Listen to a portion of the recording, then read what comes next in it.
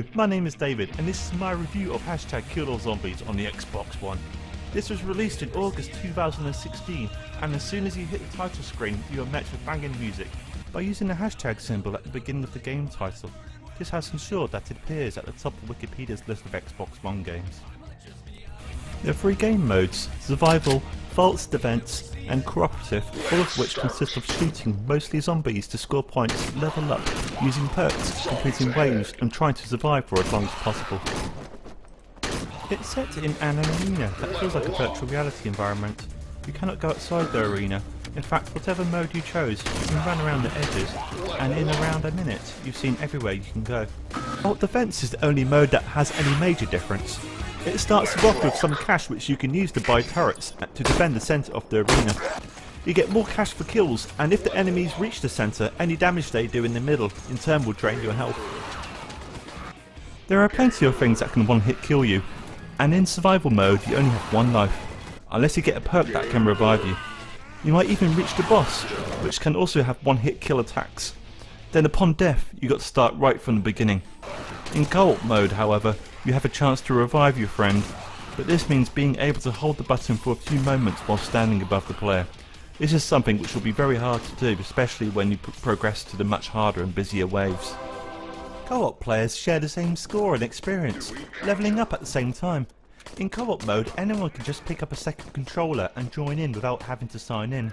You share the same screen. The downside is you can become restricted if you try to run opposite directions from each other within the arena.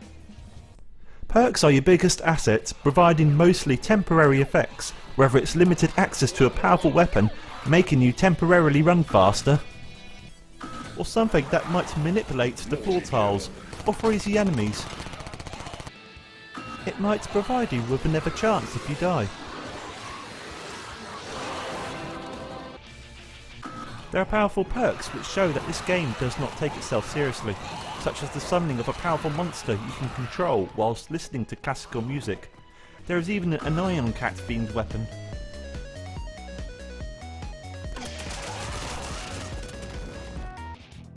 Also, there are perks which do very little, if almost nothing, to help you.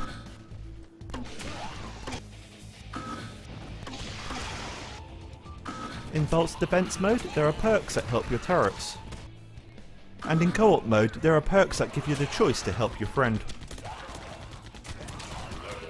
Perks are stackable, so after 1 level you can save it until you level up again, to enable you to use 2 perks in a row. You can let them stack up as high as you want. You can access a list of all of these, but as you can see it will take a long time to go through all of them.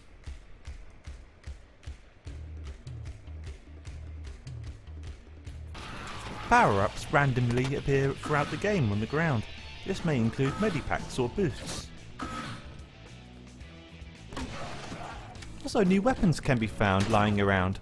Any weapon you pick up from the ground becomes your new default weapon until you collect a new weapon. You do have a melee attack, but the fact that you have infinite ammo does make it feel like a self-defeating option. In addition to this, the vehicles that drop down can be destroyed to reveal power-ups, though you cannot destroy everything that drops down, like the panda between the 2 vehicles. It isn't just zombies you go against, though it does give that impression. As you get further into the game, it does introduce new enemies. The arena will also manipulate itself on its own accord to add to the challenge. For achievement fans, all of the achievements are generic in the sense that it doesn't matter what game mode you choose, you'll still be able to aim for them all. Mixed reviews so far have been given, some immediately put off by the game's simplicity, such as lack of maps and game modes, combined with the expensive price tag of £9.59. I agree with the need for power-ups to make weapons stronger, because this becomes a big issue when you're against lots of enemies, especially if you have a boss to contend with as well.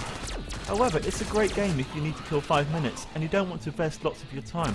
Also, I welcome the lack of online functionality. I've seen so many games that have had this, but nobody's using it. It's refreshing to have a game that encourages 2 people to sit on a couch and play together. It's not the greatest game. I'd say 3.1 is about right, regardless what you end up paying for it. However, it's still a fun title to have in your collection, and I highly recommend it if you're able to get this cheap on sale. And that's it. Thank you everyone for watching my first YouTube game review. I hope you have enjoyed watching this as much as I've enjoyed making it. I'd appreciate any likes you can give me. Also please feel free to leave any comments, and hopefully you'll want to subscribe to my channel by pressing the button below, and I'll strive to put up new content in the near future.